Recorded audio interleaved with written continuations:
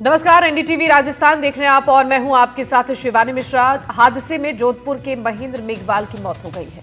वो आर्मी में आयुध डिपो में तैनात थे और दीपावली की छुट्टी से वो जैसलमेर से अपने परिवार के साथ वापस घर लौट रहे थे।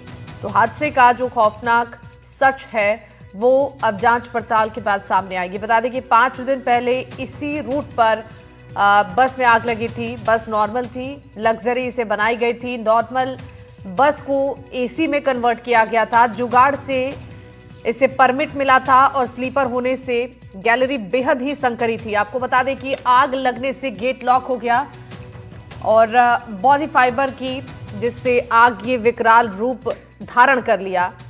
द बर्निंग बस की अपडेट हम आपको लगातार दिखा रहे हैं। अब सुलगते सवाल ये है कि चलती बस में आखिर आग लगी कैसे। फिलहाल जो शव हैं उन्हें मॉर्चरी में रखवा दिया गया है और डीएनए सैंपलिंग के बाद मृतकों की पहचान हो पाएगी।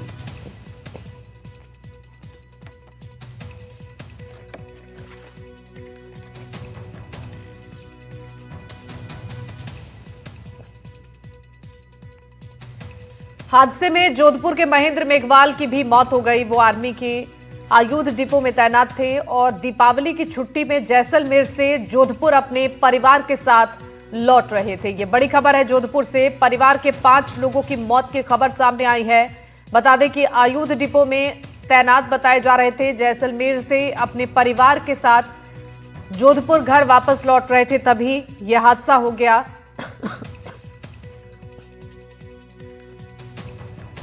तो परिवार के 5 लोगों की मौत इस हादसे में हुई है।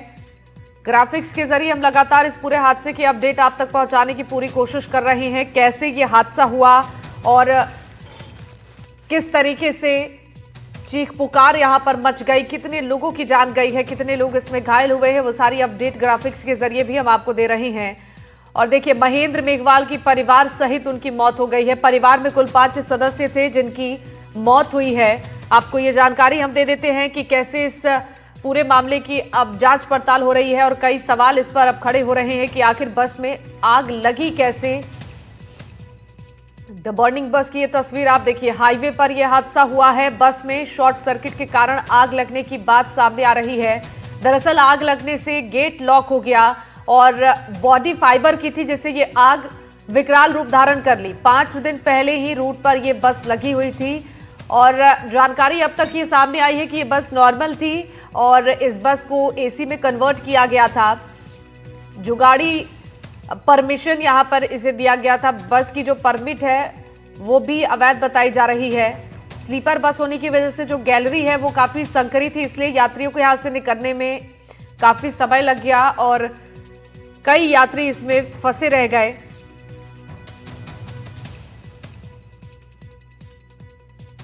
ये बड़ी जानकारी है। देखिए, जैसलमेर बस हादसे में झुलसे जो घायल हैं उन्हें अस्पताल में भर्ती कराया गया है।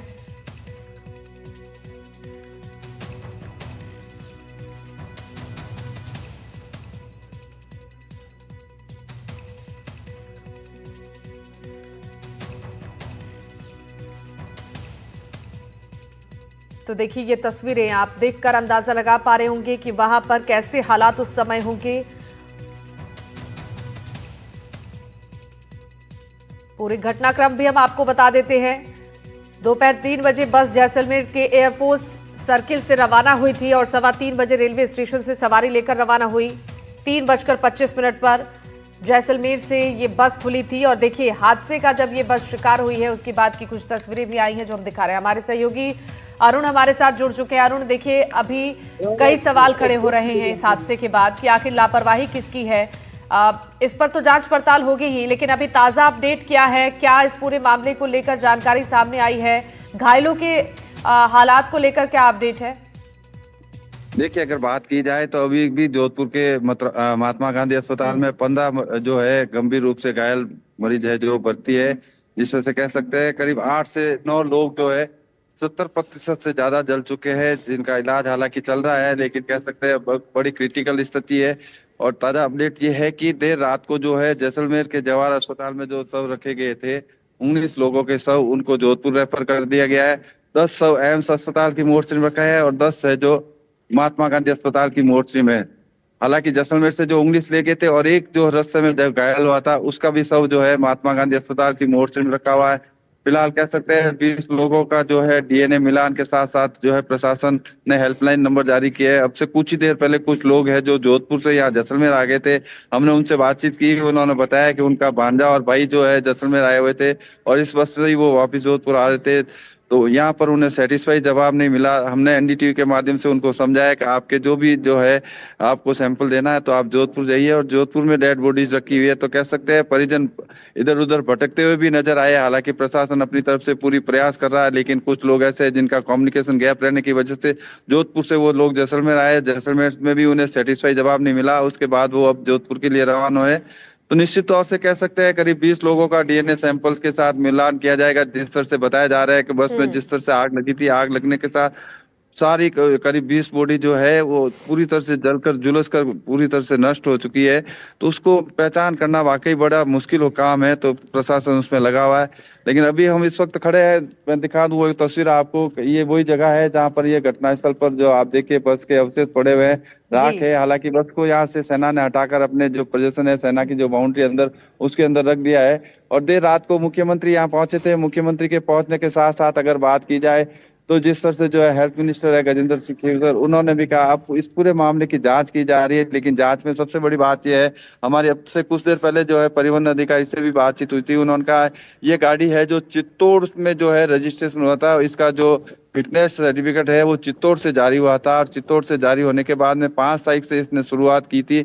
निश्चित तौर से मुख्यमंत्री ने दिशा निर्देश दिए हैं, बस के जो कागजात बनाने से लेकर तमाम फिटनेस सर्टिफिकेट देने वाले उन सब लोगों की जांच की जाएगी। लेकिन कह सकते हैं छोटी सी लापरवाही और जिस जी। तरह से लोग फंसे दीपावली के दिन उन घरों में, जो कह सकते हैं अंधेरा हो गया है। 20 परिवार के लोग जो है अभी भी आप देख सकते हैं अस्पताल के चक्कर काट रहे हैं। कब उन्हें उनका जो है रिश्तेदारों को जो है उनकी बॉडी मिलेगी, ये अभी 2-3 दिन लग सकते हैं डीएनए की रिपोर्ट आने के बाद में।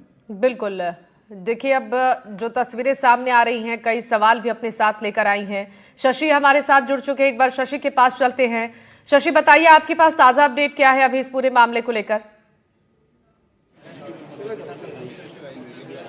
देखिए, इस वक्त हम महात्मा गांधी अस्पताल में खड़े हैं, जोधपुर के महात्मा गांधी अस्पताल में, जहां 10 जो पार्थिव देह हैं वो मोर्चरी में रखी गई हैं, और वार्ड नंबर कॉटेज में वार्ड नंबर 4 और 5 है। ये कॉटेज नंबर 4 है। यहाँ पर डीएनए सैंपल लेने की व्यवस्था की गई है, और जो महेंद्र मेघवाल जिनका पूरा परिवार खत्म हो गया, उनकी बहन बैठी हैं सामने, उनका अभी डीएनए सैंपल लिया जाएगा। परिवार बात करने की स्थिति में नहीं है। और महेंद्र मेघवाल दरअसल सेना के आयुध डिपो में तैनात थे जैसलमेर में। वो अपने परिवार के बीच दीपावली की छुट्टियां मनाने के लिए आ रहे थे।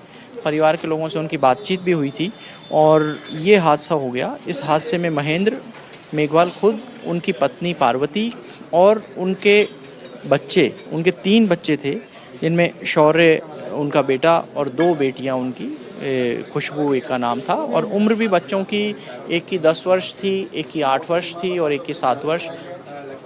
लगभग पूरा परिवार इस हादसे में चला गया।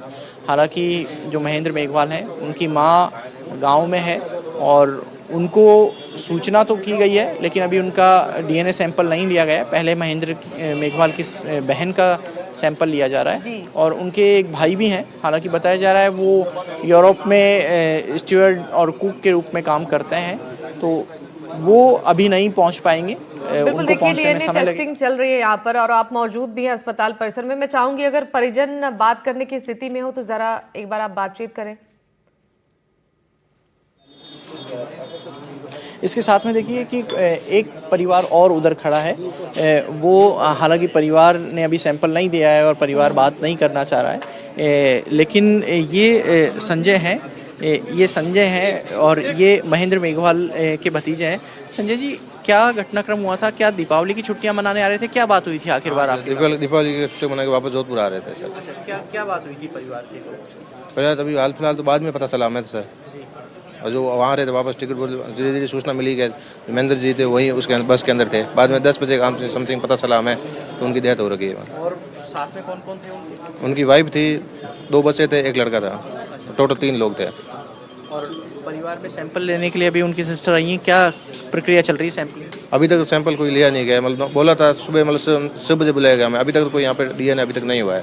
हम वेटिंग कर रहे हैं कब से। अच्छा, और माता जी को उनको बता दिया है? अभी तक उनको पता नहीं है जी। और उनके भाई तक सूचना की है? नहीं, अभी तक नहीं किया, अभी तक बाद में डीएनए होने के बाद में घर जाएंगे। उसके बाद जो उनके भाई है जो अभी यूरोप में है, वहाँ शायद मुझे कंफर्म नहीं है, कुकिंग का काम करते हैं शायद जी। परिवार के और भी सदस्य कोई आए हुए हैं आपके हाँ साथ? जी, बहुत बहुत सारे लोग हैं। तो आपने सुना कि परिवार के कुछ अन्य सदस्य भी आए हुए हैं और वो अभी सैंपलिंग की तैयारी चल रही है, डॉक्टर्स प्रोसेस कर रहे हैं। हालांकि ये जो कॉटेज वार्ड है 4 नंबर और 5 नंबर, इन 2 जगह पर सैंपल की व्यवस्था रखी गई है और परिवार की जैसी स्थिति आपको बताई इनके अरुण हमारे सहयोगी भी रिलेटिव। बने, एक बार मैं चाहूंगी अरुण का रुख करना। अरुण, क्या अपडेट है आपके पास? जरा तस्वीरें दिखाइए, कहाँ पर मौजूद है आप? मतलब इन्हें फ्रंट पे नहीं जावाला यार। जी अरुण। दिखाना चाहूंगा जी। आप देखिए एफएसएल की टीम मौके पर पहुंच चुकी है, जोधपुर से ये टीम आई हुई है।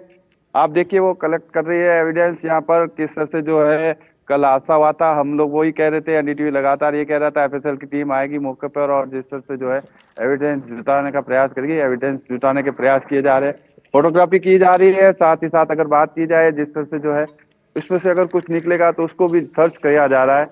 निश्चित तौर से जो है मुख्यमंत्री के दिशा निर्देश है और एफएसएल जांच की जो बात कही जा रही थी वो अब देख जी। सकते हैं आप, एफएसएल की टीम जोधपुर से यहाँ पहुंच चुकी है और वो यहाँ जो है एविडेंस कलेक्ट करने का काम कर रही है। सर आप जोधपुर से आए क्या? जोधपुर से आए? ये बिल्कुल एफएसएल की टीम है जो जोधपुर से आई है और आप जी। देख सकते हैं पूरी टीम यहाँ जो है काम कर रही है, एविडेंस जुटाने का प्रयास कर रही है। लेकिन कह सकते हैं बड़ा ही दुखद हादसा हुआ था जिसमें जो है 20 लोगों की मौत हो चुकी है और करीब 7 से 8 लोग वह जो 70 से 80% तक जले हुए हैं जिनका इमरजेंसी में इलाज चल रहा है। लेकिन कह सकते हैं अब जो है जांच का दायरा भी बढ़ चुका है। अब एफएसएल की टीम के साथ साथ अब से कुछ देर पहले परिवहन विभाग के भी अधिकारी आए थे, उन्होंने जो बस सेना के अंदर के जो गेट के अंदर रखी है वहां पर उनकी बातचीत की थी। तो कह सकते हैं निश्चित तौर से अब इस जांच का दायरा है जो बढ़ता जा रहा है। बिल्कुल, तो अब एफएसएल की टीम भी यहाँ पर पहुंच चुकी है और जांच पड़ताल इस मामले की हो रही है, क्योंकि अब कई ऐसे सवाल हैं जो इस हादसे के बाद खड़े हो रहे हैं। एक बार शशि के पास चलेंगे। शशि हमारे साथ मौजूद थे। शशि बताइए क्या हलचल वहां पर नजर आ रही है और डीएनए टेस्ट को लेकर क्या अपडेट है? उनकी छोटी बिटिया है जो 5 साल की है और लड़का जो है वो 8-9 साल का है। शादी को तो सर 2007 में उनकी शादी हुई थी, तो ऑलमोस्ट 18 ईयर हो गए हैं। तीन भाई हैं सर, 3 भाई हैं। हाँ, फादर हैं जो अभी वहीं घर पे ही हैं और बाकी अभी ब्रदर है, बड़े भाई। पिताजी को तो अभी ये हादसा बताया है, अब उनको तो यही कहा है कहीं छोटी मोटी चोट लगी है, तो ये सारी चीज़ है। तो ये हादसा तो काफ़ी बुरा हुआ है और कैजुअलिटी बहुत ज़्यादा हुई है, यही वाली बात है। डीएनए सैंपल अभी उसी के लिए हम लोग मॉर्निंग में इकट्ठे हुए हैं, अभी लिया नहीं है डीएनए सैंपल। शिनाख्त से हाँ, बहुत ज़्यादा बता रहे हैं ये सारी चीज़ें। रामगढ़ पावर प्लांट में क्या किस पोस्ट पे थी? ये केमिकल में इसने कर रखा था एमएससी और बाड़मेर में पोस्टेड था। अभी 3 महीने ही हुए promotion, as a promotion Jaisalmer join किया है और गजेश चौहान मेरा नाम है। और आपके ब्रदर का नाम क्या है? जितेश चौहान।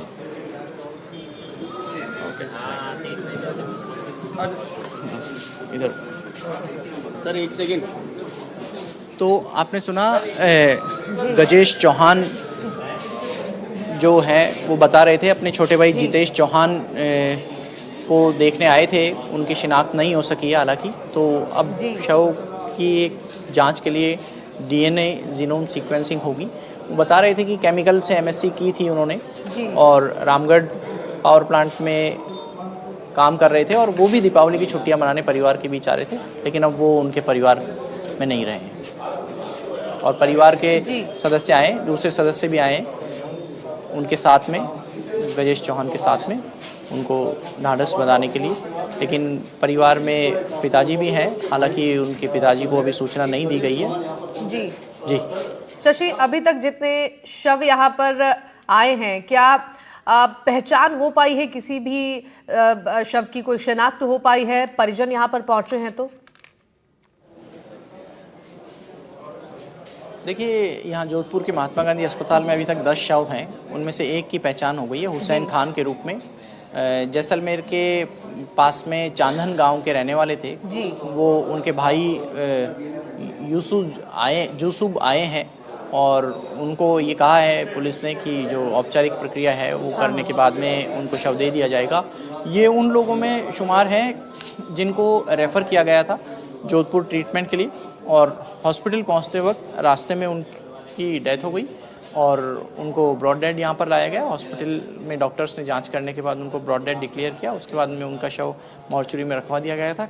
अभी परिजन इंतज़ार कर रहे हैं, उनको बॉडी मिल जाएगी तो वो गांव ले जा करके उनको सुपुर्द खाक करने की प्रक्रिया शुरू करें। बिल्कुल शशि, देखिए जिस तरीके से त्योहारों का सीजन है, एक तरफ लोग खुशियां मनाने के लिए अपनों के पास जा रहे थे, लेकिन इस हादसे ने सभी को गमगीन कर दिया है और लगातार अब सवाल भी खड़े हो रहे हैं। शशि, देखिए अभी तक जो मामले को लेकर जांच पड़ताल अगर शुरू हुई हो तो क्या शुरुआती जांच में कुछ सामने आया है कि लापरवाही कैसे हुई, हादसा हुआ कैसे, इसके पीछे क्या कारण हो सकते हैं? देखिए, हादसे के पीछे कारण अभी पुष्ट तौर पर तो नहीं आए, लेकिन हाँ इसकी आशंका जरूर जताई जा रही है कि संभवतः ये हादसा एक शॉर्ट सर्किट के कारण हुआ है। अभी ये जो शॉर्ट सर्किट है वो किस तरीके से हुआ है, क्या बैटरी में हुआ है, क्या वो एयर कंडीशन में हुआ है, क्या एयर कंडीशन की वायरिंग कमज़ोर थी। दरअसल बस जो थी वो मॉडिफाई कराई गई थी। एक सामान्य बस थी, सामान्य स्लीपर बस को मॉडिफाई कराया गया, एसी में कन्वर्ट कराया गया, उसमें कुछ लग्जरी सीटें लगवाई गई। लेकिन आप देखिए कि बस की जो लोहे की बॉडी होती है उसको थोड़ा डेकोरेट करने के लिए उस पर सनमाइका, प्लाई, इस तरह की चीज़ें लगाई जाती हैं, लेकिन उसको जिस तरीके से चिपकाया जाता है वो जो एडेसिव होता है वो इतना ज्वलनशील होता है कि वो थोड़ी सी आग पा करके जल सकता है और जलने के बाद में तेज़ी से आग पकड़ता है। आपको ध्यान होगा जब एसएमएस में ट्रॉमा हॉस्पिटल में जो अग्निकांड हुआ, उसके बाद जो धुआं दम घुटने से जो मरीजों की मौत हुई उसमें भी ये आया। शशि, मैं यहाँ पर आपको रोकना चाहूंगी, आपके पास लौटूंगी। इस बीच एक बड़ी खबर अपने दर्शकों को बता देते हैं। जैसलमेर से एक बड़ी जानकारी सामने आई है। बसों के खिलाफ अब यहाँ पर विशेष अभियान चलाया जाएगा। रात से लगभग 150 से ज्यादा बसों की जांच हुई है। इस हादसे के बाद यह अभियान शुरू किया गया है। क्षमता से ज्यादा सवारी लेकर नहीं चल सकते हैं बसें। बिना परमिट और फिटनेस के जो बसें चल रही हैं उनका चालान होगा। 30 से ज्यादा बसों के चालान काटे गए हैं। दरअसल ये हादसा जो हुआ है इससे अब सबक लिया गया है और रात से ही लगभग 150 बसें हैं जिनकी जांच हो चुकी है। क्षमता से ज्यादा सवारी लेकर चलने वाली बसों पर अब शिकंजा कसेगा। बिना परमिट और फिटनेस जो बसें चल रही हैं उन पर एक्शन लिया जाएगा। शशि, देखिए ये बड़ा फैसला लिया गया है बसों के खिलाफ विशेष अभियान चलाकर। इस हादसे के बाद से उन पे क्या बीत रही है आपको नहीं पता। हम यहाँ खड़े हैं और 11 बजे डीएनए टेस्ट होगा। क्यों? सवाल पूछता है आम इंसान। ये हमें अभी पता चला 11 बजे। सभी परिवार वाले बिलख रहे हैं, रो रहे हैं। 11 बजे क्यों आएंगे डॉक्टर? इतने बड़ा फिट डॉक्टर की व्यवस्था नहीं है क्या?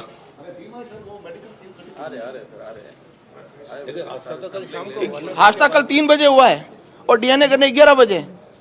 अभी किसी बड़े की मृत्यु होती है। आइए आप यहाँ बोलिए मेरे साथ।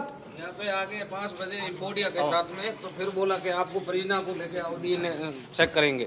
सब 5 बजे यहाँ आके गए, फिर बोले कि परिजनों को लेके आओ कि डीएनए चेक करेंगे। क्या करना चाहते हो? हम लोगों के पास तो फोन आया कि जैसलमेर आओ। हम लोग जैसलमेर गए। हमने रात में 8 बजे, हम लोग 8 बजे से फिर बाद में वो बोला कि वहाँ पहुंचे। उसके बाद में बोल रहे हैं कि जैसलमेर नहीं, आपका डीएनए जोधपुर होगा। तो हम लोग क्या बॉडी लेने के लिए पहले जैसलमेर जाएं, अब जोधपुर आ गए। जोधपुर में हम लोग सुबह से बैठे हुए हैं, अभी तक कोई हमारे डीएनए टेस्ट करने के लिए कोई नहीं आ रहा है।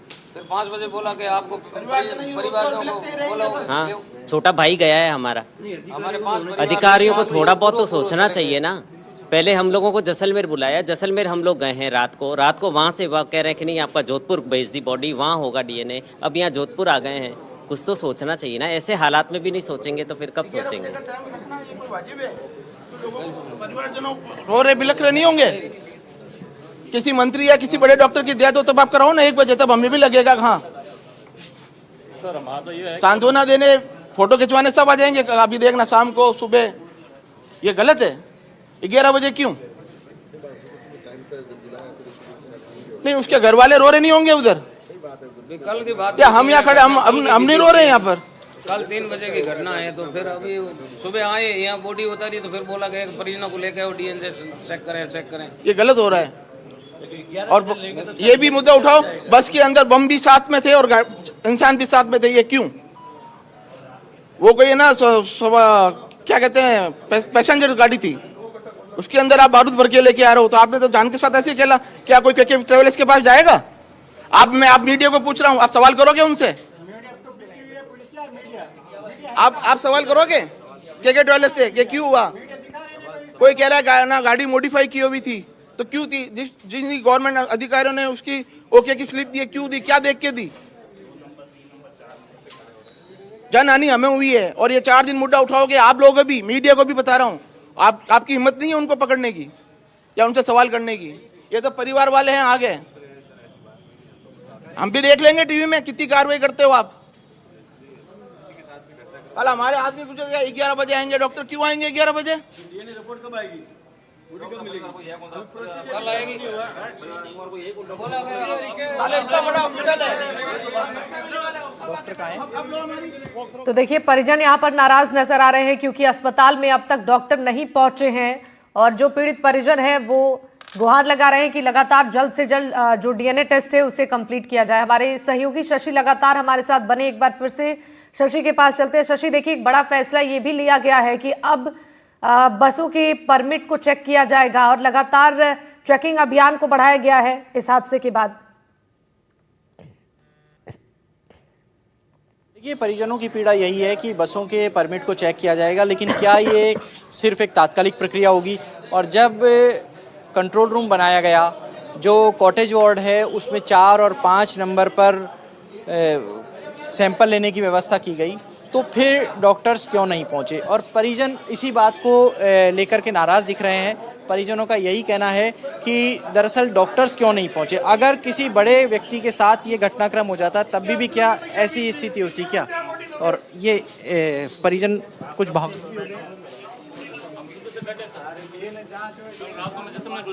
कल रात में जैसलमेर बुलाया था 8 बजे, मैं 8 बजे जैसलमेर गए। जैसलमेर से बोला कि जोधपुर आ जाओ। जोधपुर सुबह 6 बजे यहाँ आए बॉडी के साथ में, तो क्या परिजनों को लेके आओ, अभी डीएनए चेक करा देंगे। अभी बोल रहा है कि 11 बजे होगा, 12 बजे होगा। क्या होगा? कोई भी अब कोई बड़ा हादसा हो जाता है, कोई मंत्री है, कोई बड़ा नेता हो जाता है, तो अभी 1 मिनट में हो जाता है सब साथ में। हम लवरंद वाले के, हमारे बुआ का बेटा भाई है, 5 परिवार है, पूरा सलग है, घर पूरा सलग गया है। अभी वहाँ सब 500 आदमी वहाँ इकट्ठे होकर बैठे हैं, हम यहाँ 100 आदमी रात में से परेशान हो रहे हैं पूरे। क्या करें?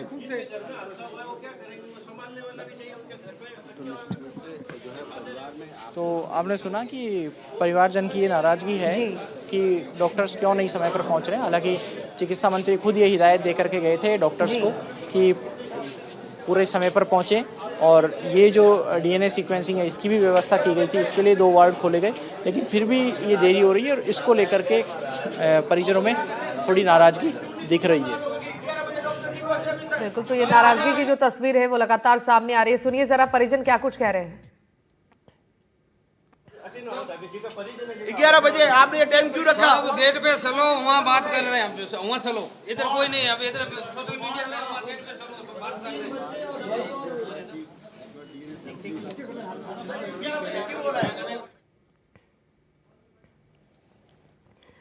तो जोधपुर से ये तस्वीर जो आप देख रहे हैं, हमारे सहयोगी आपको अस्पताल के भीतर की तस्वीरें दिखा रहे हैं। लोगों की जो नाराजगी है वो खुलकर सामने आ रही है क्योंकि अब तक अस्पताल में डॉक्टर मौजूद नहीं है और नाराज परिजन लगातार यही गुहार कर रहे हैं कि इतने बड़े अस्पताल में अब तक डॉक्टर नहीं पहुंचे। हादसा हुए इतना समय हो गया लेकिन डीएनए टेस्ट अब तक कंप्लीट नहीं हो पाया है और इसी कारण जो परिजन हैं वो बेहद नाराज नजर आ रहे हैं, लगातार सवाल खड़े कर रहे हैं।